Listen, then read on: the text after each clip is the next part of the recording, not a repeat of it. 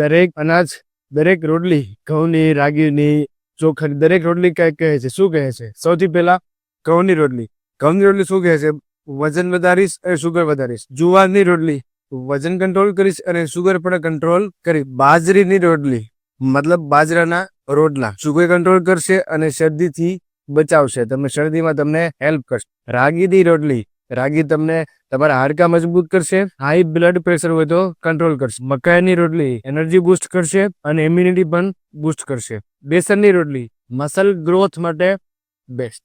જવની રોટલી કોલેસ્ટ્રોલ ઘટાડે અને તમારું પેટ ભરેલું રાખે. ઓટ્સની રોટલી યાની કે ઓટ ફેટ લોસમાં હેલ્પ કરે અને તમારી હાર્ટ હેલ્થ ઇમ્પ્રુવ કરે. મલ્ટીગ્રેન રોટી પાચન સુધારે અને પોષણથી ભરપૂર. ચોખાની રોટલી અથવા તો ચોખા પાચન થવામાં હળવા, ખોરાક ખાવામાં હળવું અને પાચન તમારું જલ્દી થાય અને ગ્લુટન ફ્રી. સોયાબીનની રોટલી મસલ માટે બેસ્ટ અને હાઈ ઇન પ્રોટીન. ચણાના લોટની રોટલી બ્લડ શુગર કંટ્રોલ કરે. રાજગરાની રોટલી, રાજગરાની રોટલી કેલ્શિયમ અને આયરન થી ભરપૂર. તો આટલી બધી રોટલીમાંથી ખાવી કઈ રોટલી? દરરોજ તમે તમારું પોતાનું અનાજ બદલતા રહો. કેવી રીતે બદલતા રહેવાનું? એક દિવસ ઘઉં ખાવ, એક દિવસ જુવાર ખાવ, એક દિવસ રાગી ખાવ, એક દિવસ મકાઈ ખાવ. દરરોજ અલગ અલગ બદલતા રહો તો તમારા શરીરમાં જે કઈ વસ્તુ ઉણપ હોય એ તમને ઉણપ થાય નહીં. અલગ અલગ વસ્તુ તમને પ્રોટીન, વિટામિન, કેલ્શિયમ બધું તમારા શરીરમાં તમને મળતું રહે. Thank you. ફોલો કરવાનું ભૂલતા